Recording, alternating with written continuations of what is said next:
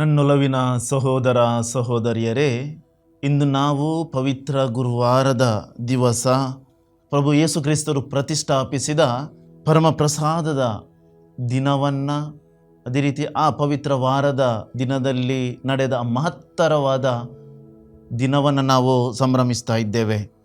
ಒಂದು ಸಣ್ಣ ಪ್ರಾರ್ಥನೆಯ ಮೂಲಕ ಇವತ್ತಿನ ಈ ಪ್ರವಚನವನ್ನು ನಾವು ಅರಿತುಕೊಳ್ಳಲು, ದೇವರ ವಾಕ್ಯದ ಮೇಲೆ ಧ್ಯಾನವನ್ನು ಮಾಡಲು ನಾವು ಸನ್ನದ್ಧರಾಗೋಣ.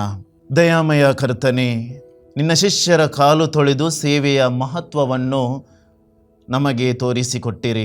ನಮಗೆ ವಿನಯದ ಹೃದಯವನ್ನು ನೀವು ದಯಪಾಲಿಸಿರಿ. ಸ್ವಾರ್ಥವಿಲ್ಲದ ಪ್ರೀತಿಯಿಂದ ಇತರರನ್ನು ಸೇವೆಗೈಯುವ ಆ ಮನಸ್ಸನ್ನು ನಮಗೆ ಕೊಡಿರಿ. ಗರ್ವ, ಅಹಂಕಾರ, ವಿಭಾದನೆಯನ್ನು ದೂರ ಮಾಡಿ ನಿನ್ನಂತೆಯೇ ಪ್ರೀತಿಸಲು ನಮಗೆ ಬಲವನ್ನು ನೀಡಿರಿ. ಪ್ರಭುವೇ, ನಿನ್ನ ದೇಹ ಮತ್ತು ರಕ್ತದ ಮಹತ್ವವನ್ನು ಅರಿತು ಪವಿತ್ರ ಪರಮಪ್ರಸಾದವನ್ನು ಗೌರವದಿಂದ ಸ್ವೀಕರಿಸುವಂತೆ ನಮಗೆ ಮಾಡಿರಿ. ನಮ್ಮ ನಡುವೆ ಏಕತೆ, ಸಹೋದರತ್ವ ಮತ್ತು ಕ್ಷಮೆಯ ಮನೋಭಾವ ಬೆಳೆಸುವಂತೆ ಅನುಗ್ರಹಿಸಿರಿ. ನಿನ್ನನ್ನು ದ್ರೋಹಿಸಿದ ಯೂದಾಸನ ಕಥೆಯನ್ನು ನೆನೆದು ನಾವು ದ್ರೋಹದ ಮಾರ್ಗದಿಂದ ದೂರವಿದ್ದು ನಿನ್ನ ಸತ್ಯ ಮತ್ತು ಪ್ರೀತಿಯ ಮಾರ್ಗದಲ್ಲಿ ನಡೆಯುವಂತೆ ಮಾರ್ಗದರ್ಶನವನ್ನು ನಮಗೆ ನೀಡಿರಿ. ಈ ಪವಿತ್ರ ಗುರುವಾರದ ದಿನ ನಾವು ಸೇವೆ, ಪ್ರೀತಿ ಮತ್ತು ತ್ಯಾಗದ ಜೀವನವನ್ನು ನಡೆಸುವಂತೆ ನಮಗೆ ಶಕ್ತಿಯನ್ನು ನೀಡಿ ಈ ಪ್ರಾರ್ಥನೆಯನ್ನು ನಾವು ಮಾಡುತ್ತೇವೆ. ನಮ್ಮ ಕರ್ತ ಯೇಸು ಕ್ರಿಸ್ತರ ನಾಮದಲ್ಲಿ ಆಮೆನ್. ಯೋಹಾನನ ಗ್ರಂಥ ಅಧ್ಯಾಯ 13 ವಾಕ್ಯ 1-20. ಅಂದು ಪಾಸ್ಕ ಹಬ್ಬದ ಹಿಂದಿನ ದಿನ ತಾವು ಈ ಲೋಕವನ್ನು ಬಿಟ್ಟು ಪಿತನ ಬಳಿಗೆ ಹೋಗಬೇಕಾದ ಗಳಿಗೆ ಬಂದಿರುವುದು ಎಂದು ಯೇಸು ಸ್ವಾಮಿಗೆ ತಿಳಿದಿತ್ತು. ಈ ಲೋಕದಲ್ಲಿದ್ದ ತಮ್ಮವರನ್ನು ಯಾವಾಗಲೂ ಪ್ರೀತಿಸುತ್ತಿದ್ದ ಅವರು ಈ ಪ್ರೀತಿಯ ಪರಮಾವಧಿಯನ್ನು ಈಗ ತೋರಿಸಲಿದ್ದರು. ಯೇಸುವನ್ನು ಗುರುದ್ರೋಹದಿಂದ ಹಿಡಿದುಕೊಡಬೇಕೆಂಬ ಆಲೋಚನೆಯನ್ನು ಸೈತಾನನು ಸಿಮೋನನ ಮಗ ಇಸ್ಕರಿಯೋತಿನ ಯೂದನಲ್ಲಿ ಈಗಾಗಲೇ ಹುಟ್ಟಿಸಿದ್ದನು. ಊಟಕ್ಕೆ ಎಲ್ಲರೂ ಕುಳಿತಿದ್ದರು. ಪಿತನು ಎಲ್ಲವನ್ನು ತಮ್ಮ ಕೈಗೆ ಒಪ್ಪಿಸಿರುವರೆಂದು, ತಾವು ದೇವರ ಬಳಿಯಿಂದ ಬಂದಿದ್ದು ಈಗ ದೇವರ ಬಳಿಗೇ ಮರಳುತ್ತಿದ್ದೇನೆಂದು ಯೇಸುವಿಗೆ ತಿಳಿದಿತ್ತು. ಅವರು ಊಟದಿಂದ ಎದ್ದು ತಮ್ಮ ಮೇಲುಹೊದಿಕೆಯನ್ನು ತೆಗೆದಿಟ್ಟರು, ಅಂಗವಸ್ತ್ರವನ್ನು ಸೊಂಟಕ್ಕೆ ಕಟ್ಟಿಕೊಂಡರು. ಅನಂತರ ಒಂದು ಬೋಗುಣಿಗೆ ನೀರು ಸುರಿದು ತಮ್ಮ ಶಿಷ್ಯರ ಕಾಲುಗಳನ್ನು ತೊಳೆಯುತ್ತಾ ತಾವು ಕಟ್ಟಿಕೊಂಡಿದ್ದ ಅಂಗವಸ್ತ್ರದಿಂದ ಒರೆಸತೊಡಗಿದರು. ಹೀಗೆ ಅವರು ಸಿಮೋನ ಪೇತ್ರನ ಹತ್ತಿರಕ್ಕೆ ಬಂದಾಗ ಆತ, ಪ್ರಭುವೇ, ನೀವು ನನ್ನ ಕಾಲುಗಳನ್ನು ತೊಳೆಯುವುದೇ ಎಂದನು. ಯೇಸು, ನಾನು ಮಾಡುತ್ತಿರುವುದು ನಿನಗೆ ಈಗ ಅರ್ಥವಾಗದು, ಮುಂದೆ ಅರ್ಥವಾಗುತ್ತದೆ ಎಂದು ಉತ್ತರಿಸಿದರು.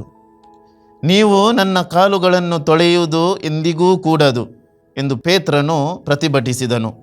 ಅದಕ್ಕೆ ಯೇಸು, ನಾನು ತೊಳೆಯದಿದ್ದರೆ ನಿನಗೆ ನನ್ನಲ್ಲಿ ಪಾಲು ಇಲ್ಲ ಎಂದು ನುಡಿದರು. ಆಗ ಪೇತ್ರನು, ಹಾಗಾದರೆ ಪ್ರಭು, ನನ್ನ ಕಾಲುಗಳನ್ನು ಮಾತ್ರವಲ್ಲ, ನನ್ನ ಕೈಗಳನ್ನು ತಲೆಯನ್ನು ತೊಳೆಯಿರಿ ಎಂದನು. ಯೇಸು, ಸ್ನಾನ ಮಾಡಿಕೊಂಡವನು ಕಾಲುಗಳನ್ನು ತೊಳೆದುಕೊಂಡರೆ ಸಾಕು, ಅವನ ಮೈಯೆಲ್ಲ ಶುದ್ಧವಾಗಿರುತ್ತದೆ. ನೀವು ಕೂಡ ಶುದ್ಧರಾಗಿದ್ದೀರಿ, ಆದರೆ ನಿಮ್ಮಲ್ಲಿ ಎಲ್ಲರೂ ಶುದ್ಧರಲ್ಲ ಎಂದು ಹೇಳಿದರು. ತಮ್ಮನ್ನು ಗುರುದ್ರೋಹದಿಂದ ಹಿಡಿದು ಕೊಡುವವನು ಯಾರೆಂಬುದು ಅವರಿಗೆ ಗೊತ್ತಿತ್ತು. ಅದಕ್ಕಾಗಿಯೇ ಅವರು, ನಿಮ್ಮಲ್ಲಿ ಎಲ್ಲರೂ ಶುದ್ಧರಲ್ಲ ಎಂದು ಹೇಳಿದರು. ಶಿಷ್ಯರ ಪಾದಗಳನ್ನು ತೊಳೆದ ಮೇಲೆ ಯೇಸು ತಮ್ಮ ಮೇಲುಹೊದಿಕೆಯನ್ನು ಹಾಕಿಕೊಂಡು ಕುಳಿತುಕೊಂಡರು.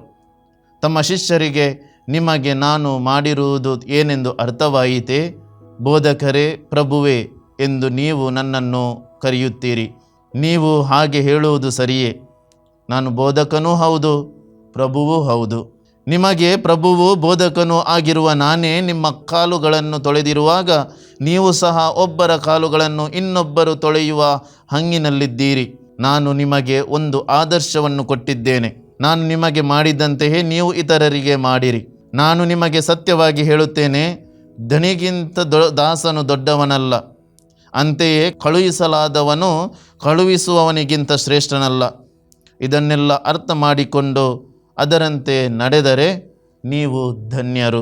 ನಾನು ನಿಮ್ಮೆಲ್ಲರನ್ನು ಕುರಿತು ಹೀಗೆ ಹೇಳುತ್ತಾ ಇಲ್ಲ. ಯಾರನ್ನು ನಾನು ಆರಿಸಿಕೊಂಡಿದ್ದೇನೆಂಬುದು ನನಗೆ ಗೊತ್ತು. ಆದರೆ ನನ್ನೊಡನೆ ಉಂಡವನೇ ನನಗೆ ದ್ರೋಹ ಬಗೆದನು ಎಂಬುದಾಗಿ ಪವಿತ್ರ ಗ್ರಂಥದಲ್ಲಿ ಬರೆದಿದೆ. ಆ ಮಾತು ಈಡೇರಬೇಕಾಗಿದೆ. ಅದು ಈಡೇರುವಾಗ ಇರುವಾತನು ನಾನೇ ಎಂದು ನೀವು ವಿಶ್ವಾಸಿಸುವಂತೆ ಅದು ಈಡೇರುವುದಕ್ಕೆ ಮುಂಚೆಯೇ ನಿಮಗೆ ಹೇಳುತ್ತಿದ್ದೇನೆ. ನಾನು ಕಳುಹಿಸಿದಾತನನ್ನು ಬರಮಾಡಿಕೊಳ್ಳುವವನು ನನ್ನನ್ನೇ ಬರಮಾಡಿಕೊಳ್ಳುತ್ತಾನೆ. ನನ್ನನ್ನು ಬರಮಾಡಿಕೊಳ್ಳುವವನು ನನ್ನನ್ನು ಕಳುಹಿಸಿದಾತನನ್ನೇ ಬರಮಾಡಿಕೊಳ್ಳುತ್ತಾನೆಂದು ನಿಮಗೆ ಸತ್ಯವಾಗಿ ಹೇಳುತ್ತೇನೆ ಎಂದರು. ಪ್ರಭು ಕ್ರಿಸ್ತರ ಶುಭ ಸಂದೇಶ. ಕ್ರಿಸ್ತರೇ ನಿಮಗೆ ಮಹಿಮೆ ಸಲ್ಲಲಿ. ಪ್ರಭು ಕ್ರಿಸ್ತರಲ್ಲಿ ಸಹೋದರ ಸಹೋದರಿಯರೇ, ಕ್ರಿಸ್ತಾನುಭವ ಎಂಬ ಒಂದು ಪ್ರಸಂಗದ ಪುಸ್ತಕದಲ್ಲಿ ಒಬ್ಬ ಯಾಜಕನು ತನ್ನ ಅನುಭವದ ಮಾತುಗಳನ್ನು ಈ ರೀತಿ ಲಿಖಿತವಾಗಿದ್ದವು. ನಾನು ಒಂದು ದಿವಸ ಬಲಿಪೂಜೆಯಲ್ಲಿ ಪಾಲ್ಗೊಂಡಾಗ ಪರಮಪ್ರಸಾದವನ್ನು ಹಂಚುತ್ತಿದ್ದೆ. ಓರ್ವ ತಾಯಿ ತನ್ನ ಪುಟ್ಟ ಮಗುವನ್ನು ಮುಂದೆ ಹಿಡಿದು ಪರಮಪ್ರಸಾದವನ್ನು ಸ್ವೀಕರಿಸಲೆಂದು ಬಂದಳು. ತಾನು ಪರಮಪ್ರಸಾದವನ್ನು ಸ್ವೀಕರಿಸಿ ತನ್ನ ಮಗುವನ್ನು ನಾನು ಮುಟ್ಟಬೇಕು ಎಂದಳು. ನಾನು ಕೈಯಲ್ಲಿ ಎತ್ತಿಕೊಂಡಿದ್ದ ಪರಮಪ್ರಸಾದವನ್ನು ಮತ್ತೆ ಪಾತ್ರೆಗೆ ಹಾಕಿ ಮಗುವನ್ನು ಮುಟ್ಟಿ ಆಶೀರ್ವದಿಸಿ ತದನಂತರ ಮತ್ತೊಮ್ಮೆ ಪರಮಪ್ರಸಾದವನ್ನು ಕೊಡುವುದನ್ನು ಮುಂದುವರಿಸಿದೆ. ಬಲಿಪೂಜೆಯಾದ ತಕ್ಷಣ ಆ ತಾಯಿ ತನ್ನ ಮಗುವಿನೊಂದಿಗೆ ನನ್ನ ಬಳಿಗೆ ಬಂದಳು. ಫಾದರ್, ಪರಮಪ್ರಸಾದವನ್ನು ಕೊಡುವಾಗ ಯೇಸುವನ್ನು ಮುಟ್ಟುತ್ತೀರಿ, ಅದೇ ಕೈಗಳಿಂದ ನನ್ನ ಮಗುವನ್ನು ಪ್ರತಿ ಸಾರಿ ಪರಮಪ್ರಸಾದದ ಸಮಯದಲ್ಲಿ ಮುಟ್ಟಬೇಕು ಎಂದಳು. ನಾನು ಆಕೆಗೆ ಹೇಳಿದೆ, ನೋಡಮ್ಮ, ಬಲಿಪೂಜೆಯ ಅನಂತರ ನಾನು ನಿನ್ನ ಮಗುವಿಗೆ ತಲೆ ಮೇಲೆ ಕೈ ಇಟ್ಟು ಪ್ರಾರ್ಥಿಸುತ್ತೇನೆ. ಆದರೆ ಪರಮಪ್ರಸಾದ ಸಮಯದಲ್ಲಿ ಈ ರೀತಿಯ ಹೊಸ ಸಂಪ್ರದಾಯವನ್ನು ನಾನು ಪ್ರಾರಂಭಿಸಲು ಸಾಧ್ಯವಿಲ್ಲ. ಏಕೆಂದರೆ ಉಳಿದವರಿಗೂ ತೊಂದರೆ ಆಗುತ್ತದೆ ಮತ್ತು ನನ್ನನ್ನು ನೋಡಿ ಉಳಿದವರು ತಮ್ಮ ಮಕ್ಕಳನ್ನು ಹಾಗೆ ತಂದರೆ ಹೇಗೆ? ಅದಕ್ಕೆ ಅವಳು ಪ್ರತ್ಯುತ್ತರವಾಗಿ ನುಡಿದ ಮಾತುಗಳು ಕೇಳಿ ಯಾರೋ ನನ್ನನ್ನು ಬಡಿದೆಬ್ಬಿಸಿದಂತಾಯಿತು ಎಂದು ಆ ಗುರುಗಳು ಹೇಳ್ತಾರೆ. ಅವರು ಹೇಳ್ತಾರೆ, ಪರವಾಗಿಲ್ಲ ಬಿಡಿ ಫಾದರ್, ನಾನು ನನ್ನ ಮಗುವನ್ನು ಪರಮಪ್ರಸಾದಕ್ಕೆ ಮುಂದೆ ತರುತ್ತೇನೆ. ಯೇಸು ಹತ್ತಿರದಿಂದ ನನ್ನ ಮಗುವನ್ನು ನೋಡುವರು, ಹತ್ತಿರದಿಂದ ನನ್ನ ಮಗುವಿಗೆ ಪ್ರಭುವಿನ ದರ್ಶನವಾಗಬೇಕು. ಪರಮಪ್ರಸಾದದಲ್ಲಿನ ಪ್ರಭುವಿನ ಅನುಭವ ಈ ಮಹಿಳೆಗೆ ಎಷ್ಟಿತ್ತೆಂಬುದು ಇಲ್ಲಿ ಸ್ಪಷ್ಟವಾಗುತ್ತದೆ.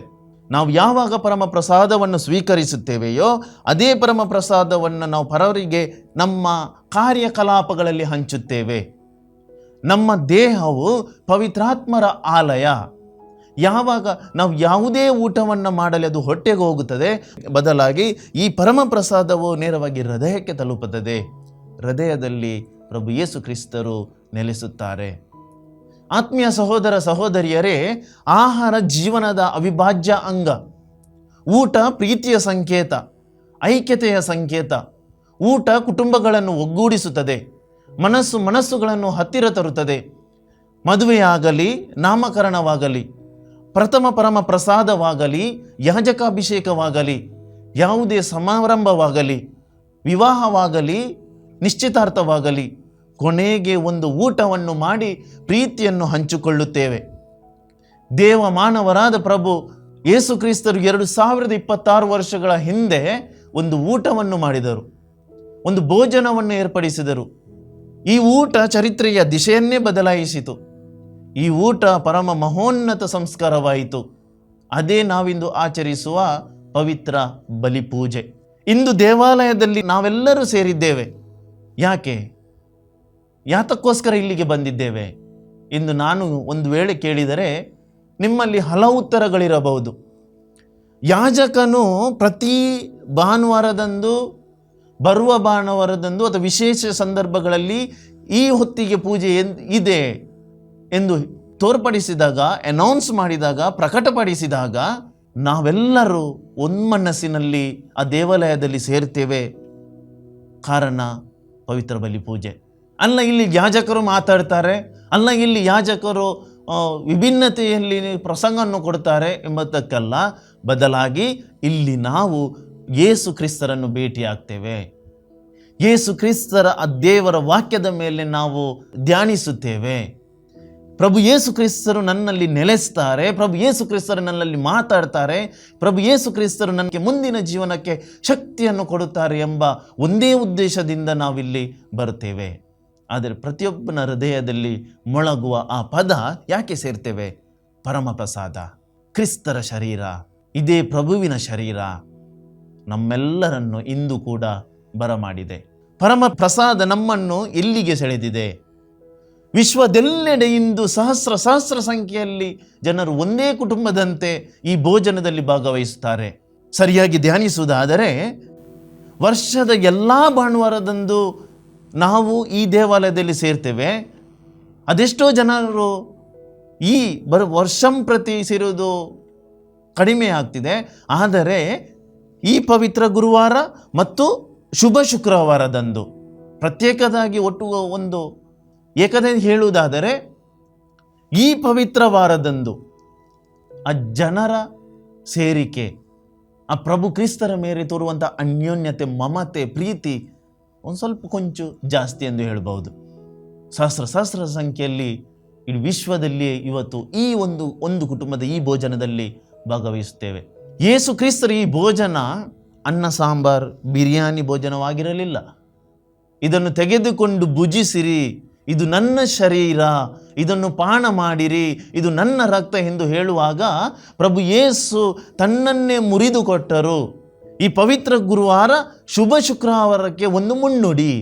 ಅಲ್ಲಿ ಶುಭ ಶುಕ್ರವಾರದಂದು ಕಲ್ವಾರಿ ಬೆಟ್ಟದಲ್ಲಿ ಶಿಲುಬೆಯಲ್ಲಿ ತನ್ನನ್ನೇ ತನ್ನ ಮುರಿದು ತನ್ನ ರಕ್ತದಿಂದ ಭೂಲೋಕವನ್ನೇ ಪವಿತ್ರಗೊಳಿಸಿದರು.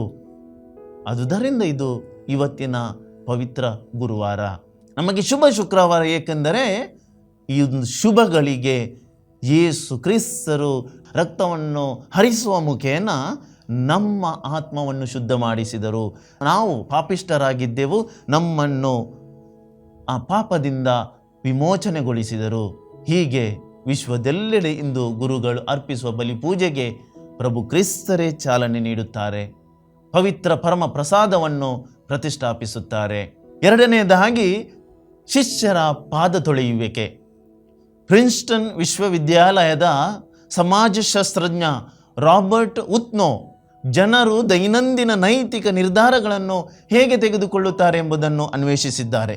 ಹಿಂದಿನ ಕಾಲದಲ್ಲಿ ಯಾರಾದರೂ ಅವರ ಬಗ್ಗೆ ಸಹಾನುಭೂತಿಯಿಂದ ವರ್ತಿಸಿದ್ದರಿಂದ ಅನೇಕ ಜನರು ಕರುಣೆ, ಸೇವೆ ಮತ್ತು ಕರುಣೆಯ ಕಾರ್ಯಗಳನ್ನು ಮಾಡುತ್ತಾರೆ ಎಂದು ಅವರು ಕಂಡುಕೊಂಡರು.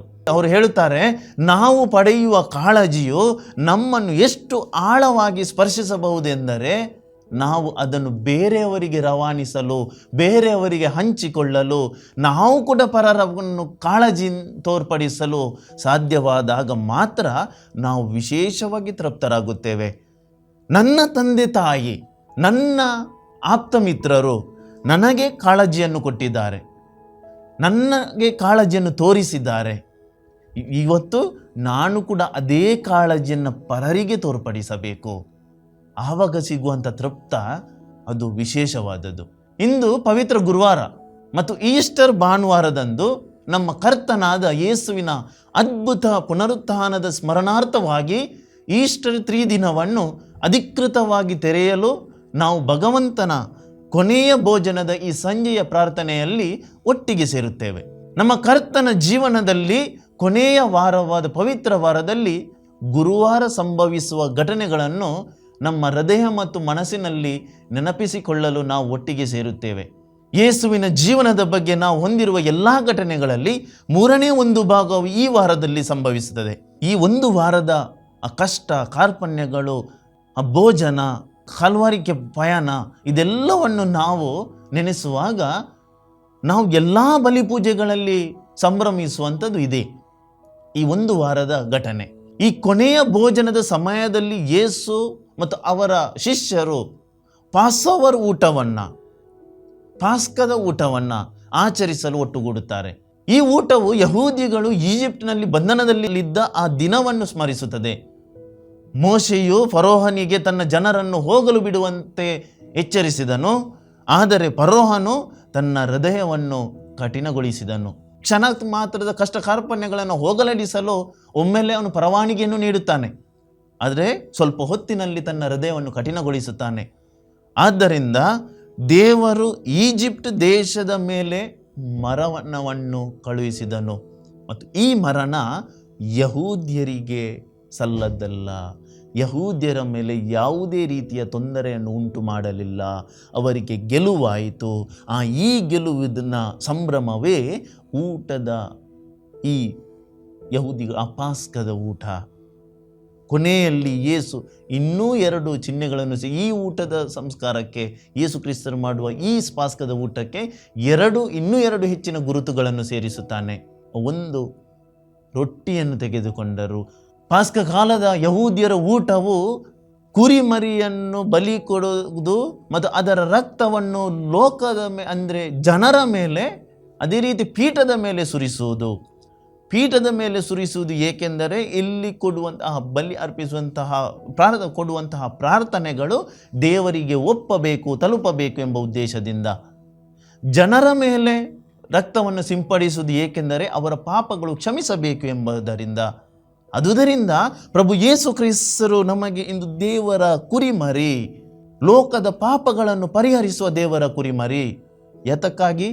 ಆ ಕುರಿಮರಿ ಬಲಿ ಪೂಜೆಯಲ್ಲಿ ನಾವು ಆ ಪಾನಪಾತ್ರೆಯನ್ನು ತೆಗೆದುಕೊಂಡು, ಅಂದರೆ ಆ ಪೀಠದ ಮೇಲೆ ಸಿಂಪಡಿಸುವ ರಕ್ತ, ಪ್ರಭು ಯೇಸು ಕ್ರಿಸ್ತರ ಅಲ್ಲಿ ಪ್ರಸನ್ನತೆಯನ್ನು ಕಂಡುಕೊಳ್ಳುತ್ತಾರೆ. ಆ ಪೀಠದ ಮೇಲೆ ನಾವು ಕಂಡುಕೊಳ್ಳುವ ಆ ರಕ್ತ, ಸಿಂಪಡಿಸಿದಂತಹ ರಕ್ತ, ಅಂದರೆ ಅಲ್ಲಿ ನಾವು ಪ್ರಾರ್ಥನೆಗಳನ್ನು ಅರ್ಪಿಸುತ್ತೇವೆ. ಈ ಪ್ರಾರ್ಥನೆಗಳು ದೇವರಿಗೆ ಖಂಡಿತವಾಗಿಯೂ ತಲುಪುತ್ತದೆ. ಎರಡನೆಯದಾಗಿ, ನಾವು ಸ್ವೀಕರಿಸುವಂತಹ ಶರೀರ, ಪ್ರಭು ಕ್ರಿಸ್ತರ ಶರೀರ, ಕ್ರಿಸ್ತರ ರಕ್ತ ಮತ್ತು ಶರೀರ ಎಂಬುದನ್ನು ನಾವು ವ್ಯಾಖ್ಯಾನಿಸುತ್ತೇವೆ. ಆದುದರಿಂದ ಇಲ್ಲಿ ಏನಾಗ್ತದೆ? ಇದರಿಂದ ನನ್ನ ಪಾಪವು ವಿಮೋಚನೆಗೊಳ್ಳುತ್ತದೆ, ಪಾಪ ಮುಕ್ತರಾಗಿ ನಾವು ಜೀವಿಸುತ್ತೇವೆ. ಬಲಿ ಪೂಜೆಯು ಅದಕ್ಕೋಸ್ಕರ ಯಾವಾಗ ಪ್ರಾರಂಭವಾಗುತ್ತದೆ? ಹೋಗಿ ಬನ್ನಿ, ಕ್ರಿಸ್ತರ ಶಾಂತಿ ನಿಮ್ಮಲ್ಲಿ ಇರಲಿ ಎಂಬ ಹೇಳಿದ ತಕ್ಷಣ ನಮ್ಮ ಬಲಿಪೂಜೆಯು ಆರಂಭವಾಗುತ್ತದೆ. ನಮ್ಮ ಬಲಿಪೂಜೆಯು ನಾವು ಕಾರ್ಯಕಲಾಪಗಳಿಂದ ತೋರಿಸಬೇಕು. ಆದ್ದರಿಂದ ಮಾತ್ರ ಖಂಡಿತ ನಾವು ಆ ಸಂಭ್ರಮಿಸುವ ಬಲಿಪೂಜೆಗೆ ಅರ್ಥ ಕೊಡುತ್ತದೆ. ರೊಟ್ಟಿಯನ್ನು ತೆಗೆದುಕೊಂಡು ಅದನ್ನು ಮುರಿದು ತನ್ನ ಶಿಷ್ಯರಿಗೆ ಕೊಡುತ್ತಾನೆ. ತೆಗೆದುಕೊಂಡು ತಿನ್ನಿರಿ, ಇದು ನಿಮಗಾಗಿ ಮುರಿದ ನನ್ನ ದೇಹ, ನನ್ನ ನೆನಪಿಗಾಗಿ ಇದನ್ನು ಮಾಡಿರಿ ಎಂದು ಹೇಳುತ್ತಾರೆ. ನಂತರ ಅವನು ದ್ರಾಕ್ಷಾರಸದೊಂದಿಗೆ ಒಂದು ಪಾತ್ರೆಯನ್ನು ತೆಗೆದುಕೊಂಡು ಅದರಿಂದ ಕುಡಿದು ತನ್ನ ಶಿಷ್ಯರಿಗೆ ಕೊಡುತ್ತಾನೆ. ಇದನ್ನೆಲ್ಲ ಕುಡಿಯಿರಿ, ಏಕೆಂದರೆ ಇದು ನಿಮಗಾಗಿ ಮತ್ತು ಅನೇಕರಿಗಾಗಿ ಪಾಪಗಳ ಕ್ಷಮೆಗಾಗಿ ಚೆಲ್ಲುವ ನನ್ನ ರಕ್ತ. ಈ ಮಾತುಗಳ ಮೂಲಕ ಪವಿತ್ರ ಸಂಸ್ಕಾರವನ್ನು ಸ್ಥಾಪಿಸಲಾಗಿದೆ. ಮತ್ತಾಯನ ಗ್ರಂಥ ಅಧ್ಯಾಯ 26-26, ಮಾರ್ಕನ ಗ್ರಂಥ ಅಧ್ಯಾಯ 14-22, ಲೂಕನ ಗ್ರಂಥ ಅಧ್ಯಾಯ 22-19 ಕೂಡ ನಾವು ಇದರ ಬಗ್ಗೆ ಓದುತ್ತೇವೆ. ಮಾನವ ಕುಲದ ವಿಮೋಚನೆಗಾಗಿ ಸ್ವರ್ಗೀಯ ತಂದೆಗೆ ಸಂಪೂರ್ಣವಾಗಿ ಸ್ವೀಕಾರಾರ್ಹವಾದ ಏಕೈಕ ತ್ಯಾಗ ಇದು. ಈ ಮೂಲಕ ನಮ್ಮಲ್ಲಿ ಒಬ್ಬನಾದ ಯೇಸು ಲೋಕದ ಮೋಕ್ಷಕ್ಕಾಗಿ, ಲೋಕೋದ್ಧಾರಕ್ಕಾಗಿ ಒಮ್ಮೆ ಮತ್ತು ಎಲ್ಲರಿಗೂ ತನ್ನನ್ನು ತಾನು ಅರ್ಪಿಸಿಕೊಳ್ಳುತ್ತಾ ಯಾಜಕ ಮತ್ತು ಬಲಿಪಶು ಆಗಿದ್ದಾನೆ. ಈ ಕೊನೆಯ ಭೋಜನದ ಸಮಯದಲ್ಲಿ ಅವರು ಯಾಜಕ ಅಥವಾ ಪೌರೋಹಿತ್ಯದ ಸಂಸ್ಕಾರವನ್ನು ಸ್ಥಾಪಿಸಿದರು. ಇದು ಪವಿತ್ರ ಬಲಿದಾನ ಮತ್ತು ಪವಿತ್ರ ಯೂಕರಿಸ್ಟ್ ಅನ್ನು ಅರ್ಪಿಸುವ ಅಧಿಕಾರ ಮತ್ತು ಶಕ್ತಿಯಾಗಿದೆ. ಅವರು ಹೇಳಿದರು, ನನ್ನ ನೆನಪಿಗಾಗಿ ಇದನ್ನು ಮಾಡಿರಿ. ಲೂಕನ ಗ್ರಂಥ ಅಧ್ಯಾಯ 22 ವಾಕ್ಯ 19 ಮತ್ತು ಕೊರಿಂಥಿಯರಿಗೆ ಬರೆದ ಮೊದಲನೇ ಪತ್ರದ ವಾಚನ ಅಧ್ಯಾಯ 11 ಮತ್ತು 24 ಇದರಲ್ಲಿ ನಾವು ಓದ್ತೇವೆ.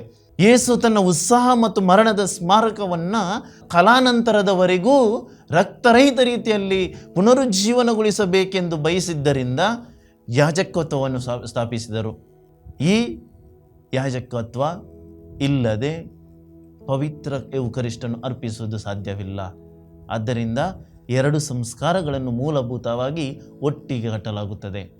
ಅದೇ ರೀತಿ ಮೇಜಿನಿಂದ ಎದ್ದು ತನ್ನ ಹೊರ ಉಡುಪನ್ನು ತೆಗೆದುಕೊಂಡು ತನ್ನ ಅಂಗವಸ್ತ್ರವನ್ನು ತನ್ನ ಸೊಂಟಕ್ಕೆ ಸುತ್ತಲೂ ಕಟ್ಟಿಕೊಂಡು ಒಂದು ಪಾತ್ರೆಯಲ್ಲಿ ನೀರನ್ನು, ವಸ್ತ್ರವನ್ನು ತೆಗೆದುಕೊಂಡು ಪಾದಗಳನ್ನು ತೊಳೆಯುತ್ತಾರೆ. ಅವನು ಪ್ರಜ್ಞಾಪೂರ್ವಕವಾಗಿ ಗುಲಾಮನ ಕೆಲಸವನ್ನು ನಿರ್ವಹಿಸುತ್ತಾನೆ.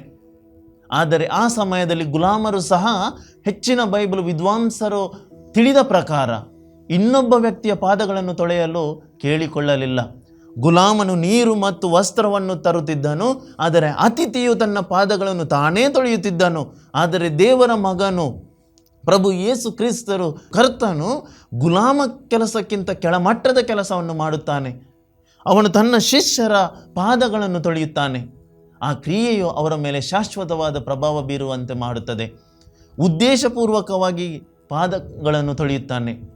ನಾನು ನಿಮಗೆ ಒಂದು ಮಾದರಿಯನ್ನು ನೀಡಿದ್ದೇನೆ, ಆದ್ದರಿಂದ ನಾನು ನಿಮಗೆ ಮಾಡಿದಂತೆ ನೀವು ಸಹ ಮಾಡಬೇಕು ಎಂದು ಯೇಸು ಹೇಳುತ್ತಾರೆ. ಇದು ಒಂದು ವಾಕ್ಯದಲ್ಲಿ ಹೇಳುವುದಾದರೆ, ವಿನಮ್ರ ಸೇವೆಯು ತಮ್ಮನ್ನು ಕ್ರೈಸ್ತರು ಎಂದು ಗುರುತಿಸಿಕೊಳ್ಳುವ ಎಲ್ಲವನ್ನು ನಿರೀಕ್ಷಿಸಬೇಕು. ನಾವು ವಿನಮ್ರತೆಯಲ್ಲಿ ಬಾಳಬೇಕು ಮತ್ತು ಈ ವಿನಮ್ರತೆಯಲ್ಲಿ ಜೀವಿಸುವಾಗ ಇಲ್ಲಿ ನಾವು ಯಾವ ರೀತಿಯ ಕ್ರಿಶ್ಚಿಯನ್ ಸಮುದಾಯವನ್ನು ನಾವು ಕಟ್ಟಿಕೊಳ್ಳಬೇಕು ಎಂಬುದನ್ನು ಹೇಳುತ್ತೇವೆ. ಆದರೆ ನಾವು ಈ ಧ್ಯಾನದಿಂದ ಏನು ಕಲಿಯೋಣ? ಒಂದು ಬಲಿ ಪೂಜೆಯಲ್ಲಿ ನಾವು ಪಾಲ್ಗೊಳ್ಳುವಾಗ ನಿಜವಾಗಿ ತಿಳಿದುಕೊಳ್ಳಬೇಕಾದದ್ದು 2 ವಿಷಯಗಳು. ಯೋಧನು ಯೋವಾನನ ಗ್ರಂಥ 13ನೇ ಅಧ್ಯಾಯ ವಾಕ್ಯ 21ರಿಂದ 30 ತನಕ ನೀವು ಮನೆಯಲ್ಲಿ ಓದಿರಿ. ಆವಾಗ ಅಲ್ಲಿ ನಿಮಗೆ ತಿಳಿಯುತ್ತದೆ. ನಾನು 30ನೇ ವಾಕ್ಯವನ್ನು ನಿಮಗೆ ಓದ್ತೇನೆ. ಆ ರೊಟ್ಟಿಯ ತುಂಡನ್ನು ತೆಗೆದುಕೊಂಡ ಕೂಡಲೇ ಯೂದನು ಎದ್ದು ಹೊರಟು ಹೋದನು. ಈ ಮಾತುಗಳು ತಿಳಿದುಕೊಳ್ಳುವಾಗ ಏನು ಅರ್ಥವಾಗ್ತದೆ? ನಾವು ಕೂಡ ಪ್ರತಿ ಸಾರಿ ಬಲಿ ಪೂಜೆಯಲ್ಲಿ ಅದು ಪ್ರಾರ್ಥನೆಯಲ್ಲಿ ಪಾಲ್ಗೊಂಡಾಗ ನಾವು ಕೂಡ ಅರ್ಧಕ್ಕೆ ಎದ್ದು ಹೋಗುವುದು, ನಮ್ಮ ಮೊಬೈಲ್ಗಳು ರಿಂಗ್ ಆಗೋದು, ಅಷ್ಟು ಅರ್ಜೆಂಟ್ ಕೆಲಸ ನಮಗೆ ಇರ್ತದೆ. ಈ ಬಲಿ ಪೂಜೆಯಲ್ಲಿ ನಾವು ಸಂಪೂರ್ಣವಾಗಿ ಪಾಲುದಾರಿಕೆ ಕಂಡುಕೊಂಡಾಗ ಆ ಪರಮಪ್ರಸಾದವನ್ನು ಸ್ವೀಕರಿಸಿ ಅರ್ಧದಲ್ಲಿ ಎದ್ದು ಹೋಗ್ತೇವೆ. ಅದನ್ನು ಮಾಡುವುದು ಬೇಡ. ಬದಲಾಗಿ ನಾವು ಏನು ಮಾಡಬೇಕು? ಮಾರ್ಕನ ಗ್ರಂಥ ಅಧ್ಯಾಯ 14 ಮತ್ತು ವಾಕ್ಯ 22ರಿಂದ ಓದಿದ್ದಾರೆ ನಮಗೆ ತಿಳಿಯುತ್ತದೆ. ಅಲ್ಲಿ ಕಡೆಯದಾಗಿ ಹೇಳಿದ್ದಾರೆ, ದ್ರಾಕ್ಷಾರಸವನ್ನು ಹೊಸದಾಗಿ ಕುಡಿಯುವ ದಿನವರೆಗೆ ಅದು ನಾನು ಕುಡಿಯುವುದಿಲ್ಲವೆಂದು ನಿಮಗೆ ಸತ್ಯವಾಗಿ ಹೇಳುತ್ತೇನೆ. ಇದಕ್ಕಿಂತ ಮುಂಚಿತವಾಗಿ ಅವರು ಆ ಭೋಜನವನ್ನು ಸ್ವೀಕರಿಸಿ ಈ ವಾಕ್ಯವನ್ನು ಪ್ರಭು ಯೇಸು ಕ್ರಿಸ್ತರು ಹೇಳಿದ ನಂತರ ಬಳಿಕ ಅವರೆಲ್ಲರೂ ಕೀರ್ತನೆ ಹಾಡಿ ಒಲಿವ್ ಗುಡ್ಡಕ್ಕೆ ಹೊರಟರು. ಒಲಿವ್ ಗುಡ್ಡ ಇಲ್ಲಿ ನಾವು ಪ್ರಸ್ತುತ ಜೀವಿತಾವಧಿಯಲ್ಲಿ ನಮ್ಮ ಜೀವನದಲ್ಲಿ ಒಲಿವ್ ಗುಡ್ಡ ಎಂದರೆ ನನ್ನ ಮನೆ. ಕೀರ್ತನೆ ಹಾಡಿ ನಂತರ ಮನೆಗೆ ತೆರಳೋಣ. ಅರ್ಧದಲ್ಲಿ ಯೂದನಂತೆ ತೆರಳುವುದು ಬೇಡ. ಇದು ನಮ್ಮ ಮೊದಲು ಕಂಡುಕೊಳ್ಳುವಂಥದ್ದು. 2ನೇದಾಗಿ ಆ ಬಲಿಪೂಜೆ ಕೊಡುವಂತಹ ಗೌರವ, ಅಲ್ಲಿ ಪಾಲ್ಗೊಳ್ಳುವ ರೀತಿ ಅದನ್ನು ವೃದ್ಧಿಪಡಿಸಬೇಕು. ಖಂಡಿತವಾಗಿಯೂ ಪ್ರಭು ಕ್ರಿಸ್ತರು ಅಲ್ಲಿ ನೆಲೆಸಿದ್ದಾರೆ ಎಂಬಂತಹ ಆ ವಿಶ್ವಾಸ ನಮಗೆ ಮೂಡಿಕೊಳ್ಳಬೇಕು. ಈ ವಿಶ್ವಾಸದಲ್ಲಿ ನಾವು ಜೀವಿಸೋಣ. ನಾನು ಮಾಡಿದಂತೆ ನೀವು ಮಾಡಿರಿ ಎಂಬ ಮಾತುಗಳು ನಮ್ಮ ಜೀವನದ ಒಂದು ಶ್ರೇಷ್ಠ ಅಂಶವಾಗಲಿ. ಆಮೇನ್.